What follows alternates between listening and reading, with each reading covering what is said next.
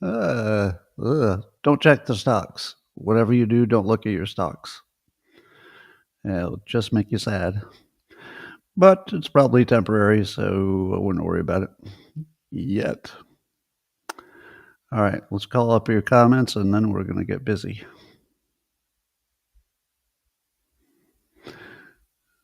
I've got things to teach you today. There we go. Do, do, do, do, do, do. Do, do, do, do. Mama, bum, bum, bum, bum. Good morning, everybody, and welcome to the highlight of human civilization. It's called Coffee with Scott Adams, and you've never had a better time. But if you'd like to take this experience up to levels that nobody can even understand with their tiny, shiny human brains, all you need for that is a cup or mug or a glass, a tank or chalice, a stein, a canteen, jug or flask, a vessel of any kind. Fill it with your favorite liquid. I like coffee. And join me now for the unparalleled pleasure of the dopamine hit of the day, the thing that makes everything better. It's called the simultaneous sip, and it happens now. Go.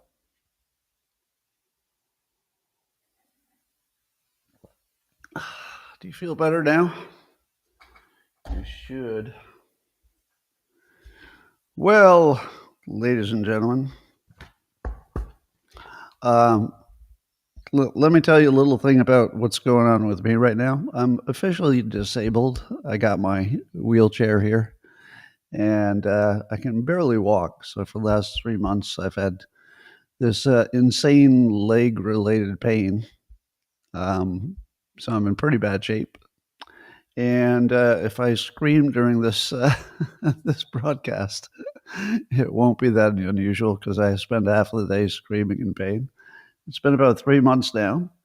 And the weirdest thing about it is that I've predicted to my audience on Locals, the subscribers, I told them that as soon as my right leg, which is where all the pain was, that as soon as it got better, the very moment it got better, it would just switch to my other leg. And it did that this morning. Yesterday afternoon, all after like a week or 10 days of not being able to walk on my right leg, having to limp or hop or use the wheelchair, it just cured itself. So my right leg is perfectly functional. But the exact problem, just exact, moved instantly to my left leg. And this is the 4th or 5th time it's jumped over to the other leg. So some say it's sciatica. I don't know, but I'm in bad shape. So I thought I would share that with you in case I scream during the broadcast, because the odds of me screaming in pain are actually pretty high. Anyway, let's see. What's in the news? 1,200 scientists say that they're done with Trump's America. They hate it. They're going to move to Europe, or they're going to move somewhere else. And they don't like the federal funding cuts and the mass firings, and now they're going to Europe, where, as you know, they have much more freedom.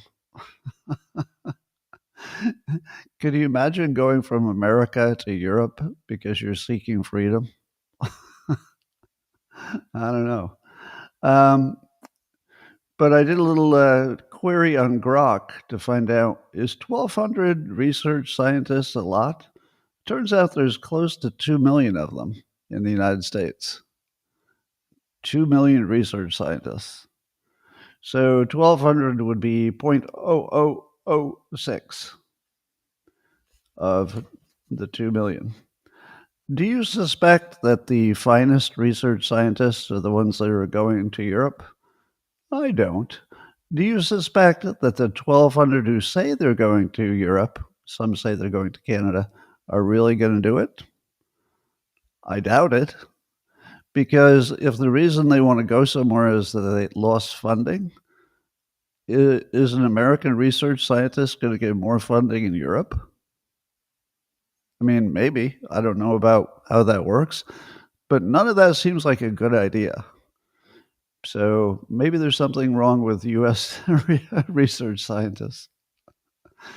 Anyway, the stock market's all crazy and down because questions about tariffs. The reciprocal tariffs go into effect on April 2nd, so a couple days. And I am deeply curious how that's all going to work out. On one level, I completely understand that if we don't completely or fairly substantially rewrite the economic relationships between the United States and the countries we trade with, that we don't have any chance of getting out of our economic hole, meaning the debt, and we need to do it. On the other hand, it's pretty much guaranteed to cause some issues. So the question will be, will there be enough positive news to insulate us from the negative news? Because really, the way we're going to treat it is going to be almost entirely based on the news coverage. So if the news coverage says, hey, surprisingly, it's all working out, well, things are going to boom. And that will be based on anecdotes. It won't be based on some large comprehensive review, at least not in the early days. But if in the early days the news says, oh, your eggs are more expensive or your car parts or something like that, and you got a bunch of interviews with people saying, I couldn't afford to buy the car that I wanted, it's going to be bad. So I think it'll be a mix of those two things, but I'm really curious. And I also would say that I don't see what else we could have done. You know, the people who think they're smart but aren't like to say stuff like, well, we should have targeted tariffs, perhaps in specific cases. But what's wrong with just saying that our tariffs will be the same as yours? How can that be wrong? So I guess we'll be doing a lot of negotiating with these other countries really fast. We'll see. Meanwhile, RFK Jr. was on Chris Cuomo's show on News Nation, and the stories he tells about the organization he's running now are just so mind-boggling. Apparently, the entire place was just a rat's nest. So they had, 80,000 employees and all these different departments, and everything was just sort of inefficient. But here's the one that just is crazy. So RFK was talking about it. So they have this thing called CMS data, which is customer medical data. And it's important to a lot of the different entities in that health and human services area because they got lots of sub-entities. And apparently, if you were a sub-entity and you wanted that data, you had to buy it within the same organization. You're not buying it from an outside entity. You had to buy it from another, from a peer group within the same health and human services. Have you ever heard of anything so dysfunctional as that? So when RFK Jr. said, so I tried to get the CMS patient information, which belongs to the American people and belongs to Health and Human Services, and the sub-agencies said we have to buy it from them. It doesn't make any sense. There are sub-agencies that refuse to give us patient data. It's like you can't even imagine how bad it was. It's like beyond bad. So he's going to cut 20,000 employees out of 80,000 or so. And he's going to consolidate departments. And so here's my real question. Who was running this place before who didn't want to bring up the fact that there might be some inefficiencies? This is really damning to everybody who was ever in charge of that in prior years. I mean, are you kidding? It was absolutely broken from top to bottom, and nobody mentioned it. It seems like that should have been right at the top of things that the head of any new head of the Human Health and Human Resources should have mentioned. But it's got to be RFK Jr. He's the only one who could mention that it's completely broken. Anyway, Trump says he's very angry and, quote, pissed off at Putin. So it's Putin piss off. And I guess he's mad at Putin for not agreeing to the peace deal that he thought he had. He thought he had a temporary ceasefire thing where, at the very least, they would do a ceasefire in the Black Sea. But apparently, Putin sort of backed off that a little bit, and now Trump's threatening to put secondary tariffs on him. Now, the smart people who are dumb say, "Oh, Trump is so dumb. We don't buy any energy from Putin. So how's a tariff going to work?" No, it's a secondary tariff, which means that if any other country buys energy from Putin, we tariff the second country. So basically, we would be punishing anybody who bought from Putin. I don't know if that's a good idea or a bad idea, but it's out there now. Meanwhile, Trump has he's confirmed that he's going to do a dinner with Bill Maher, and he says he's going to do it as a favor to Kid Rock, and he just slams Bill Maher in a statement on Truth Social. Basically just says what a bad character he is. But because Kid Rock thinks it's a good idea, he's going to do it. So I was waiting for Trump to explain his view on that. And his view is he definitely wouldn't do it, except for Kid Rock is a personal friend, so he's going to do him a favor. And then he's going to invite Dana White. So Dana White will make up the table. Now, what do you think is going to happen? I worry that we're not going to really hear what happened, like maybe there'll be 3 different versions that come out of it. But do you think anything useful will come out of that? I don't think so, because I think the problem, whatever it is, between Trump and Bill Maher is, first of all, personal. And then at least Bill Maher treats it like it's political.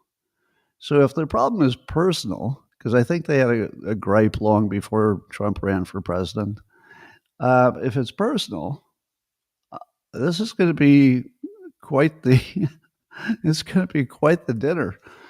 How much would you pay to watch that dinner if it were pay-per-view?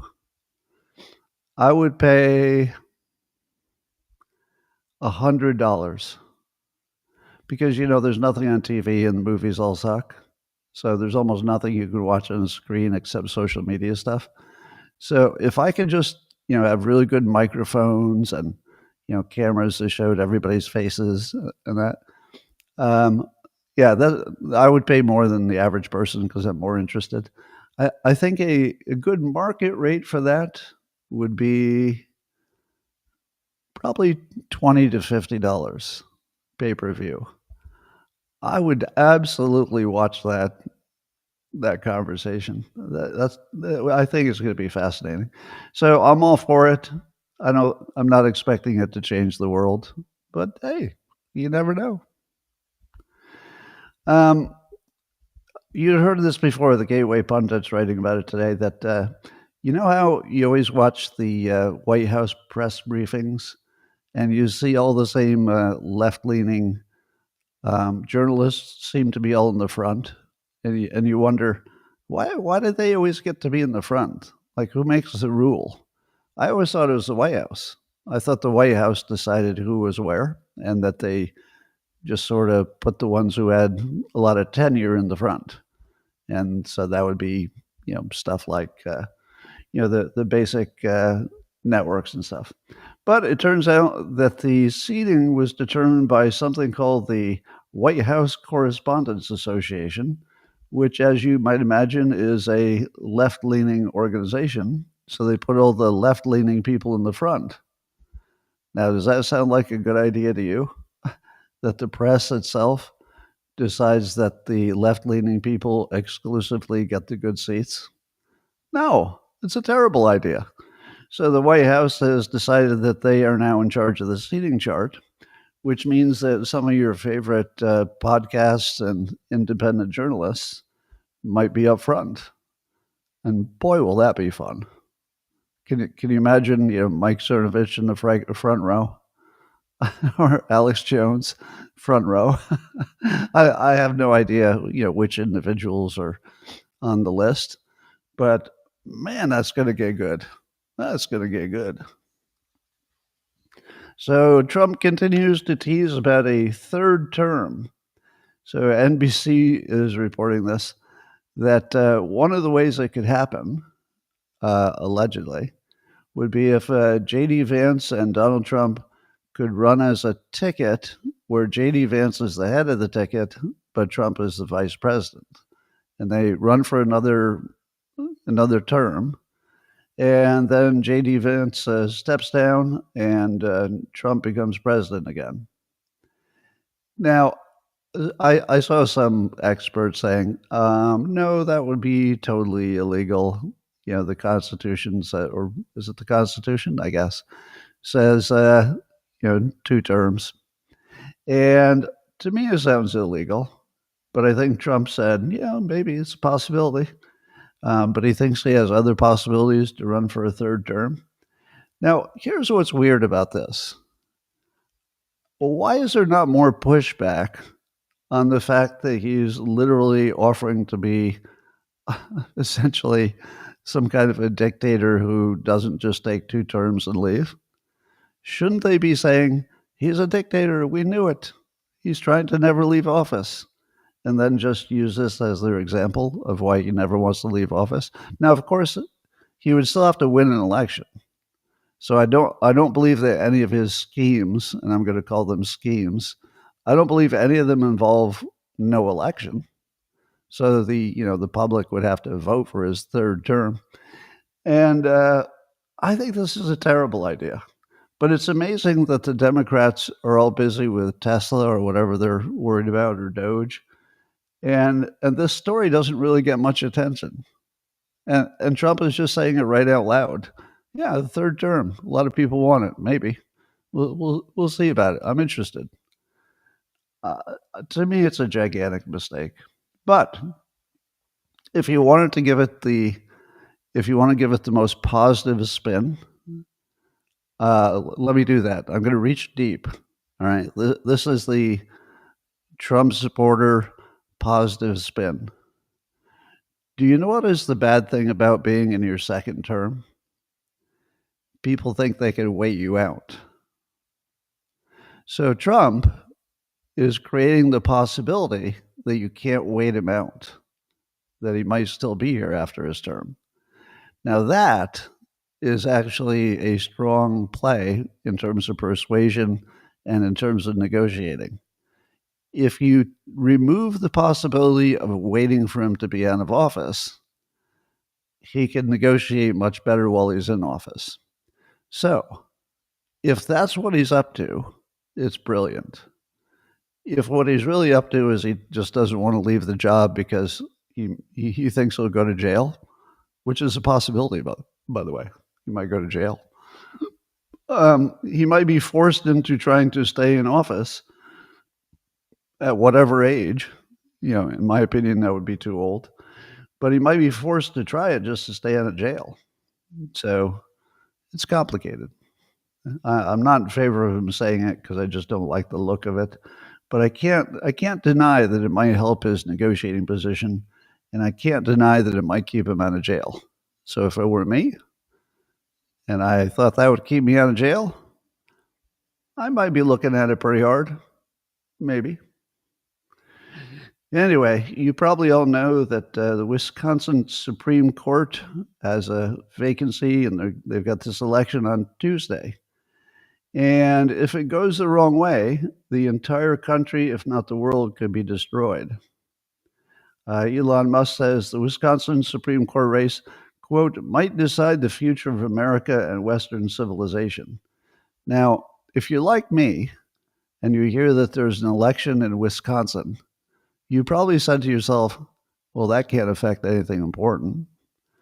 But the argument is that if the left-leaning Supreme Court nominee or a person running for the office, if the left-leaning one gets elected, that person would support reapportionment, where you decide, how many representatives and what type based on how you draw the lines, that they can redraw the lines to eliminate several GOP representatives and actually flip the House.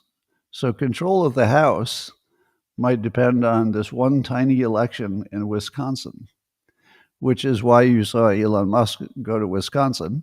He's putting a bunch of money in it to try to get the candidate Schimmel elected instead of the far left-leaning Crawford. The polls at the moment are too close to call. So we are right on the border of losing almost everything. Now, were you confident that the Democrats couldn't come up with some scheme to derail the Republicans, even though the Republicans had all the popular support and the Democrats are in the lowest approval they've ever been? But boy, they're good at the lawfare, aren't they? They know how to use the legal system and play the system and scheme, and both sides do it, but Democrats are quite effective at it. So Trump had called Crawford, the left-leaning one, a disaster, a liberal lunatic who will throw the country into chaos. Chaos. Now, is everybody just calling everybody an agent of chaos? That is the emptiest word in politics right now. How do you define chaos? Everything looks like chaos from the outside. All war is chaos, or the Congress itself is chaos. The way we make laws is chaos. If you could call everything chaos, it doesn't really mean a thing. So I cringe a little bit when I see Republicans use it, because it's the main thing that Democrats say. Their biggest argument is oligarch and chaos. Completely meaningless. Just those things are not connected to anything in the real world. And they should be relegated to, that's right, the Department of Imaginary Concerns. So if you're worried about all the chaos, you should probably look to the Department of Imaginary Concerns, where they handle all that. They've got policies, imaginary policies, to handle the imaginary chaos. Anyway, but the Trump experience could come to a crashing halt as soon as this week. And that sucks more than just about anything I can think about. Meanwhile, and somehow my head is having trouble accepting these two thoughts, that even the Democrats think the Democrats suck. Even the Democrats think the Democrats suck. At the same time, they might be ready to take control of the House. How could both of those things be true? It just feels like, pick one. So here's an example. The New York Times editorial board is going after Democrats. And, a little late, but at least they're joining the parade. And they said the Democrats are, quote, living in an imaginary world, where their policies are popular and they just need to message better and get out the vote. Now, that's a pretty strong thing, right? And Democrats, quote, obsession with identity politics and their, quote, scolding, censorious posture have driven voters straight into Republicans' arms. Yes. And then they say, remember, this is the New York Times, so you'd expect it to be the friendliest big publication to Democrats, and they're just absolutely shitting in their mouths. I mean, I think it's embarrassing to be the New York Times and be a supporter of Democrats, or at least being seen as supporters of Democrats, and the Democrats being so pathetic. So they go on. This is the editorial board of the New York Times. In the aftermath of this comprehensive defeat, many party leaders have decided that they do not need to make significant changes to their policies or their message. They have instead settled on a convenient explanation for their plight. So they're just going to say it's Elon Musk's problem. I think it's the oligarchy and possibly the chaos. Oligarchy and chaos. So at the same time that even the most prominent Democrats are saying, oh, it looks like the Democratic Party has just completely fallen apart.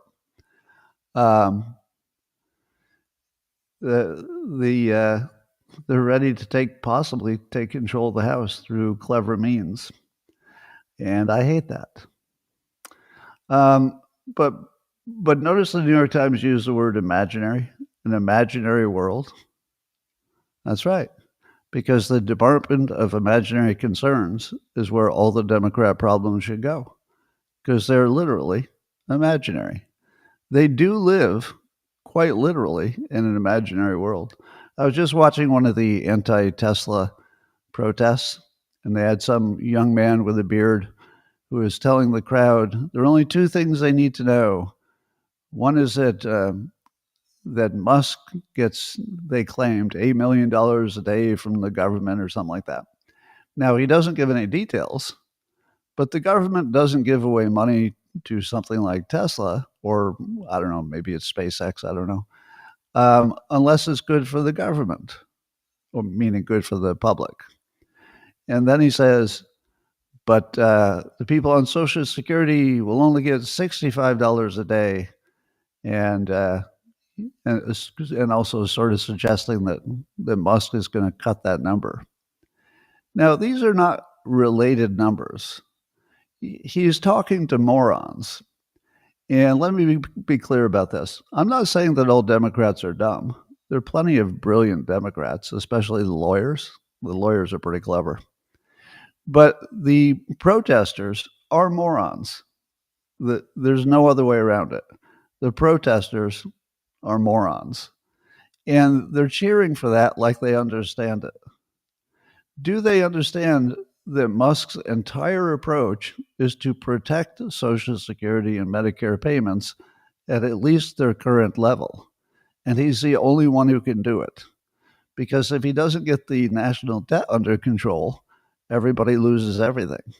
Everybody loses everything. And do you think that there's anybody at a Tesla protest who has ever even heard that? They don't even understand that we have a debt crisis, and there's literally only one plan to get it under control, and that's DOGE. They are morons.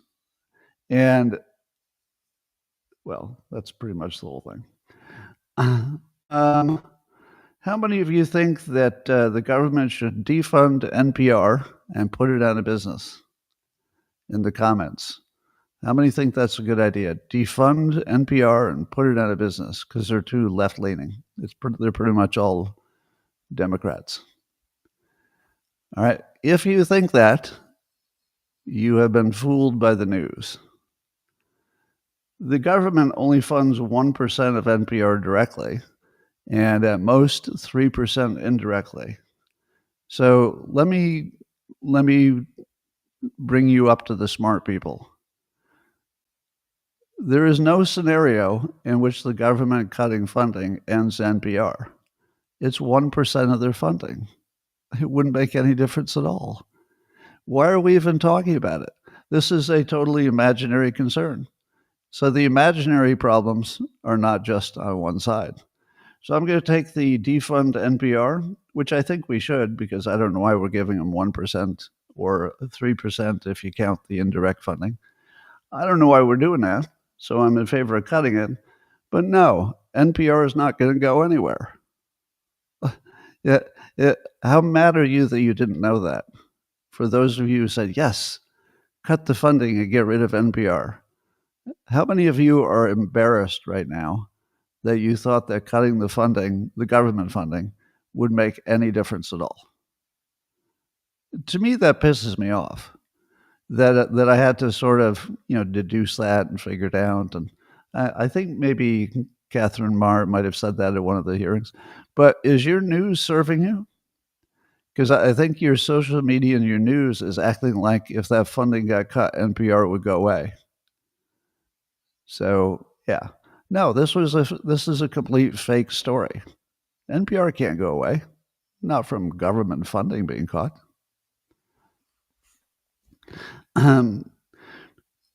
According to DOGE, so Elon Musk did a big event in Wisconsin. There were huge lines, got a big applause. People were thanking him and gave him a standing ovation for his extraordinary service to the country.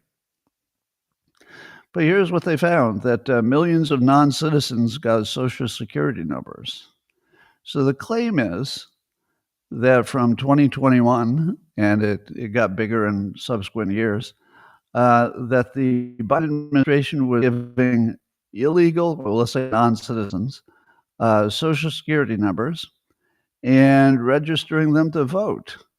And that some number of them, we don't know, they sampled and found out that some number of them did vote. We don't know the percentage. Not only that, but they were qualified for the maximum Social Security benefits, like right from the jump. And they were automatically enrolled in Medicaid. Now, I'm going to stick to my process. So I've been burned at least twice by repeating a claim that DOGE made about something that they discovered, only to hear the Democrats debunk it in a way that sounded pretty believable to me. So if this is true, it is one of the ways that the election was rigged. And it looks like it would be intentional if this is true. However, I would wait to see if there's a counter to this, because the Democrats have been saying from the start, well, you make lots of claims, but where's the proof? And that's a good point, because DOGE isn't really about showing all their work. I mean, they'll show the big numbers, they'll show the big stuff, but it's not about showing all the details. I don't think they're making databases available for the public or anything. And maybe there's some other explanation for some of it. I don't know what it would be. It could be a database problem as opposed to a real thing. But if it's true, then our system was in fact rigged for the recent elections. And there would be no doubt about it. Maybe not rigged enough because Trump won, but this would have been quite obviously an attempt to rig the election in a way that looks illegal to me. Speaking of how bad the Democrats are, there was a Republican Party of New Mexico. They had a headquarters that was targeted for arson. So somebody set fire to the Republican Party of New Mexico's headquarters. Now, do you think that the Democrat leadership will disavow this, along with all the other violence against Tesla owners? No, they will not. And so I blame them. If the leaders don't disavow this, they are encouraging it. And I think that calling Musk and Trump Hitler really just gives a free pass to any crazy person who wants to be a hero. I could stop Hitler. All I have to do is beat up somebody in a Cybertruck, and I'm stopping Hitler. Boy, am I a good person, because I haven't done anything in my life that's worthwhile. But at least I helped stop Hitler by keying a car. So if the Democrat leadership doesn't say no, then I do think some action should be taken from a RICO standpoint. We'll talk more about that. Here's one that's just blowing my frickin' mind. Sawyer Merritt is reporting this. Apparently in New York, one of the lawmakers, Senator Pat Fahey, has introduced legislation to revoke the permits for Tesla's 5 existing direct sales locations, so that Tesla would not be able to sell their cars in New York State. It's the state, right? Yeah, not the city, the state. Now, I don't know what the odds are of that being passed, even in New York. Seems like it probably wouldn't. But just think about how evil and broken and corrupt that is. Because there's nobody who thinks that Tesla, the company, did anything wrong. In fact, Tesla, the company, is one of the jewels of American industry. It's probably the single greatest contribution to, decarbonizing the country, if that's what you wanted. I'm not arguing you want that.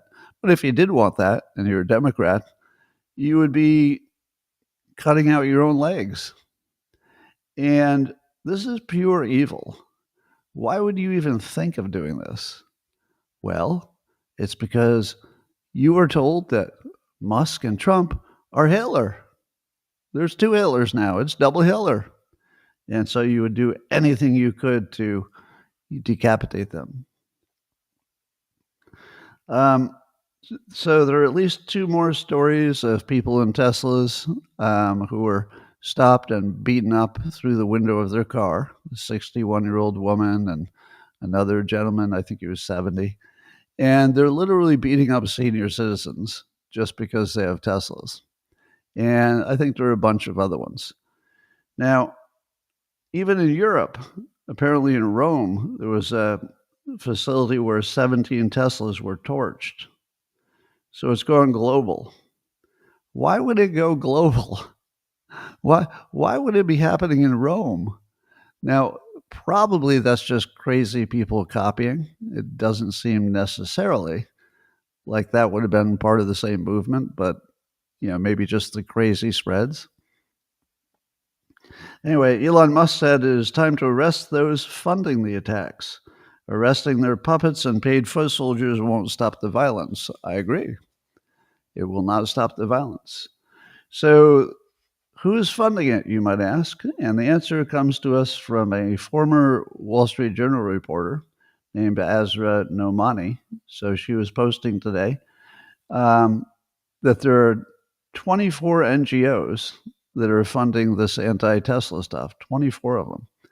And most of them have tax-deductible status, claiming they're nonpartisan. Does this look nonpartisan to you? If you have PACs and they're not returning requests for comment, of course they're not. And that they have a combined revenue, the 24 NGOs, of $124 million. Now, I've got a few comments. How impressed are you that the Republicans and conservatives are the most well-armed segment of American society and maybe the most well-armed of anyone anywhere? And there's been no real counter-protest that suggests violence.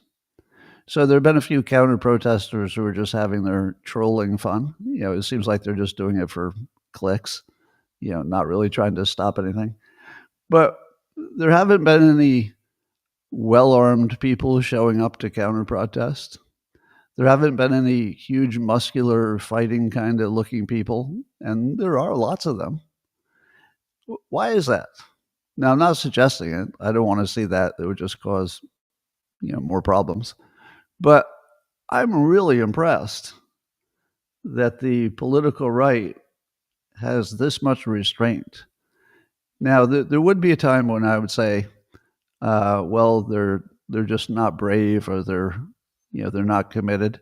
But it could be that the January 6th thing caused everybody to have pause, because we know that if any conservative goes anywhere near a protest, they could end up in jail for 5 years. So maybe that January 6th prosecutions completely eliminated the counter-protest ability, or even the protest ability, of one half of the country. And that would be an interesting outcome, but it's possible. But also, there's no one funding a counter-protest. So this is probably more evidence that there's no such thing as a large, spontaneous protest. I don't really think there is. I've heard someone say the Tea Party, but I bet the Tea Party had some funding in the background. I just don't know. So as long as these NGOs are funding what is clearly a destruction of property, or they should know that that's what's going to happen, it does seem like there's a RICO case to be had. but I don't know whose job it is to make it. Is that Pam Bondi? I don't know. But something's going to happen. I don't think that the bad guys can just keep pushing forever and not get a strong response, especially in a Trump presidency. So we'll see. Rasmussen did a poll on Musk and say that now 50% of the people they polled now view Musk unfavorably, including 41% with a very unfavorable opinion. That's basically the 41%. That's basically just Democrats. So look how quickly the Democrats can change their opinion of Elon Musk if the top tells them to change it. They're pure NPCs.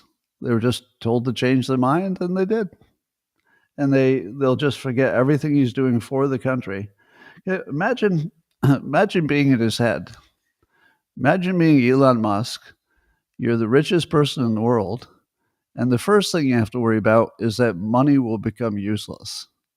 Because if the U.S. debt crushes the country, his billions of dollars aren't going to be worth much. So he could go from richest person in the country to, well, we're all just struggling to become cannibals and eat each other, which is sort of the alternative. So he's got the most to lose. But also, he's got the only plan to save the country, and he's taking remarkable risks. I mean, he's got all kinds of death threats. His Tesla's being attacked. He might never be able to recover. He might never be able to just go in public. He probably could never eat at a restaurant again. I mean, the level of risk he's taking on is extraordinary. And he's doing it for primarily the benefit of the country. And if you look at all the other stuff he does, they're clearly designed for the benefit of the country, but they also make money. Now, in this case, it's more for the benefit of the country. I don't see how he's going to make money except in the way we all would make money if the country stays in business. So I think that doing what he's doing to save the country in the context of the Democrats fantasizing that he's doing the opposite is one of the bravest, most highest character thing I'll ever see in my life. Because generally, at least the people you're trying to save like you. If a ship goes over and, you pull up and you're saving people out of the water, they don't hate you, do they? Do half of the people you pull out of the water and you save their life, do they hate you? No. Generally speaking, when you're saving people's lives, and that's what he's doing, he's saving the lives of Americans. We're all going to fucking die if the debt isn't controlled and fast. He is the only mechanism that can do that. Let me say it again. We're all going to fucking die. That's how bad it is. We're all going to fucking die. He's saving the country, and they're trying to kill him. Now that is pure evil. Pure evil. And I'm a lot disappointed. I'm a lot disappointed that the Department of Justice hasn't already put the boot on this. Now, I don't know what tools they have, but they got tools. I mean, clearly there's some way to shut this down. And if not, I don't know how ugly it's going to get, but it's not going to get better. Well, let's talk about Signalgate, the story that never dies. Jeffrey Goldberg was mocking Mike Waltz for saying that he didn't know how Jeffrey Goldberg's phone number got in his phone, but Mike Waltz said, I don't know how it got there. Sometimes, it just gets sucked in with other phone numbers. Now, that's the worst lie ever. So let me just say, Mike Waltz is clearly lying about what happened. Unless he doesn't know a single thing about how the app works. But by now, somebody would have told him, no, phone numbers don't get accidentally sucked in somehow. I mean, even I think with Laura Ingraham was interviewing him, and you should look at her face when he's trying to do that. It got sucked in by itself. She was just, uh, mm. She went a little bit easy on him. I think just because they're on the same team in a sense, but she wasn't buying any of it, and I don't think any of us are buying it either. So I asked yesterday on social media, what are the technical possibilities that Mike Waltz really doesn't know how it happened, and that maybe he was guessing because he didn't know, and he just thought, well, I don't know, maybe it just got sucked in there somehow, which could indicate that he doesn't know how it got there. That's possible. So I don't think he's necessarily guilty of doing it himself. He might be. But the only thing we know for sure is that the explanation he gave was just absolute bullshit. And I don't think he's walked it back or anything. So I asked, could a virus or a cyber attack influence the contacts in Signal? In other words, if somebody had found a way to penetrate their phones, even though they're government phones and they should be more protected, I guess. Could somebody who is the top level, let's say a government entity, could they penetrate his phone and put a phone number on there that wasn't there? Some of the people said, no, there's no way to do that. You cannot do that on an iPhone and other things like that. But other people who would say stuff like, I'm a cybersecurity expert for 20 years. You could absolutely do that. And then they would describe how. But another cybersecurity expert said, yes, you could do it, but you wouldn't want to give away the fact that you had done it for such a small win, which is what I said. I said that the other day. If you were up to no good, you wouldn't want to give away the game, and then everybody would know the Signal was compromised. Other people said, well, the Signal, the head of Signal had been arrested in France recently, but then he made some kind of a deal and he got released, which sort of suggests that maybe at least the NATO countries, or however you want to organize this, may have just gotten the back door, which would allow potentially maybe one of our foreign friends that sometimes act like adversaries to do it. Maybe they didn't like what he thought about Ukraine. Maybe it came from that direction. We don't know. But here's the thing that made me laugh. Somebody said, if you have a Signal app, you could have it open on more than one device. So all it would take is for one more person in the whole world to know his password. You wouldn't need to do any clever cybersecurity. You would just have to know his password. Now, my question to you is, do you think that anybody on his staff knew his password? I'm going to say yes. Probably yes. So if you knew the password, you could just open it up on another device, change the contact, close the app. I don't know. How long would it take for somebody to figure out you did that? So I don't know. I'm not going to blame anybody, but everything about that story is hinky.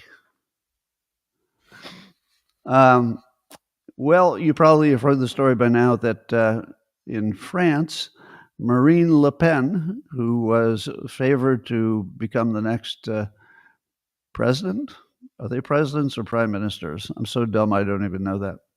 But the next leader of the country in the next election, but she was just found guilty and sentenced to jail and banned for running for office.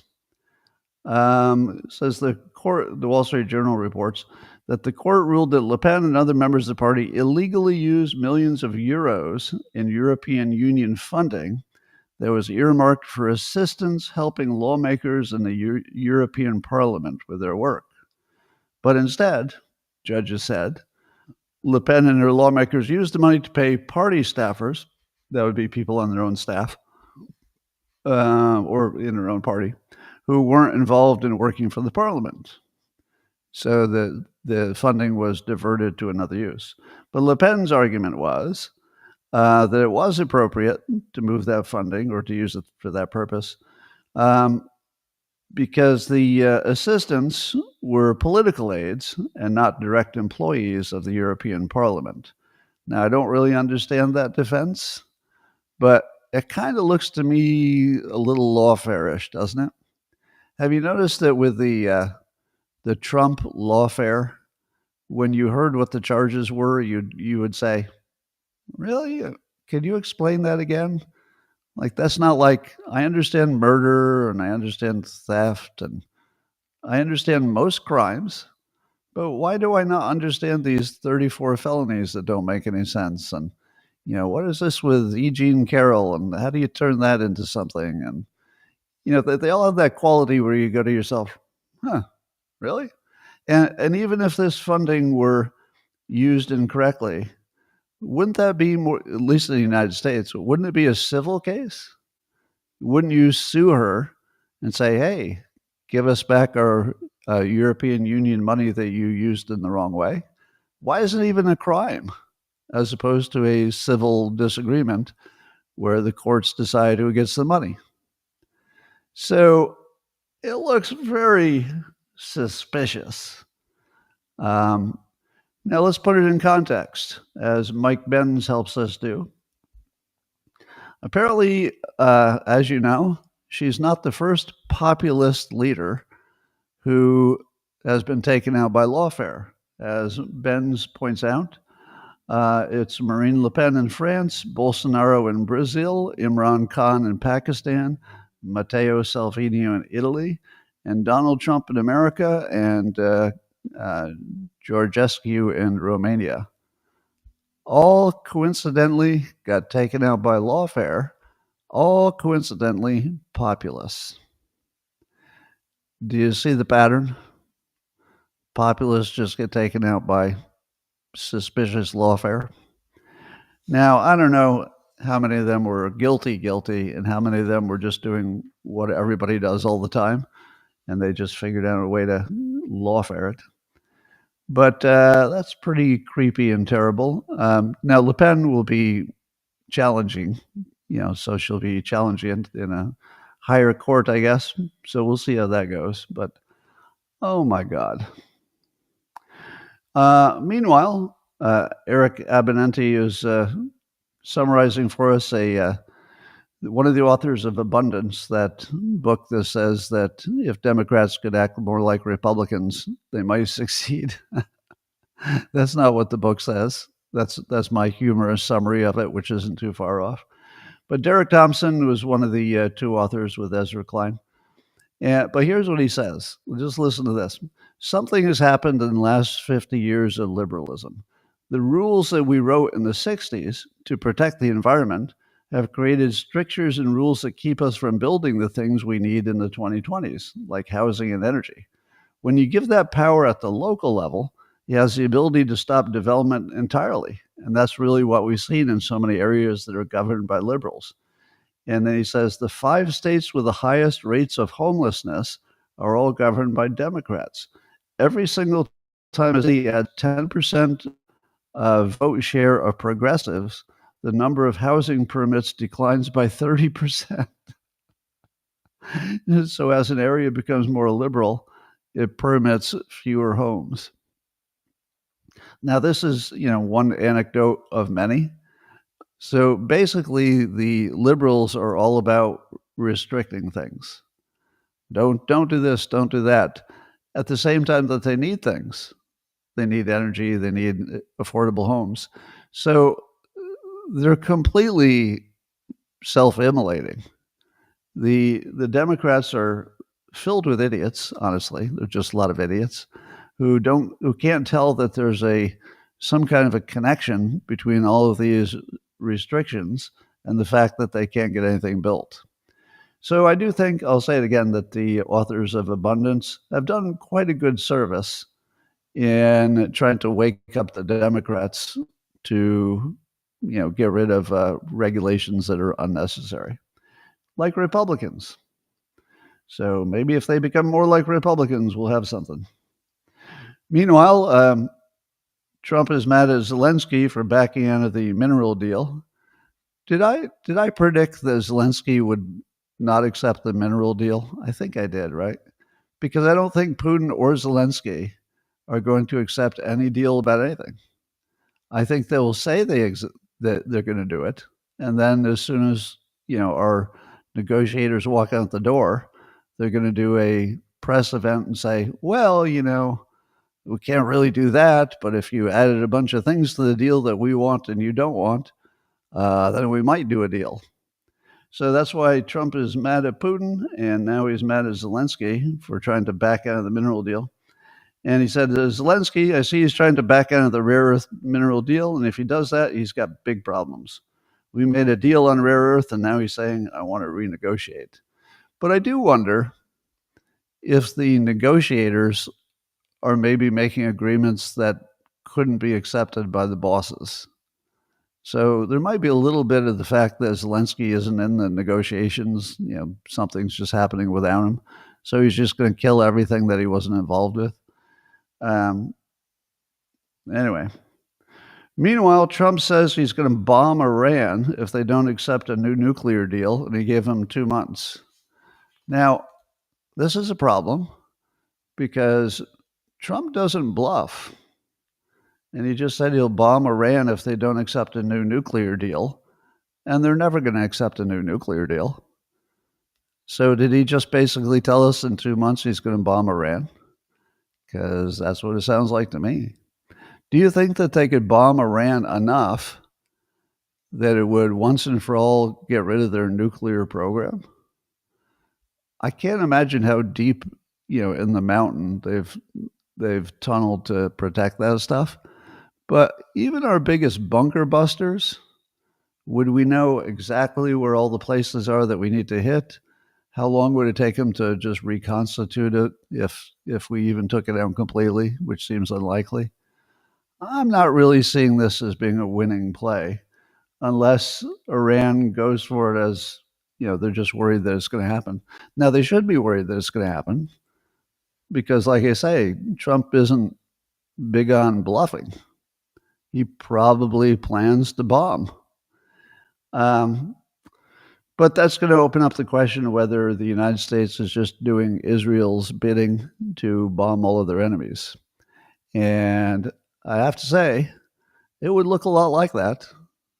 So, you're on your own to come up with your own narrative that fits the facts. But it sure would look like the United States was just a puppet of Israel.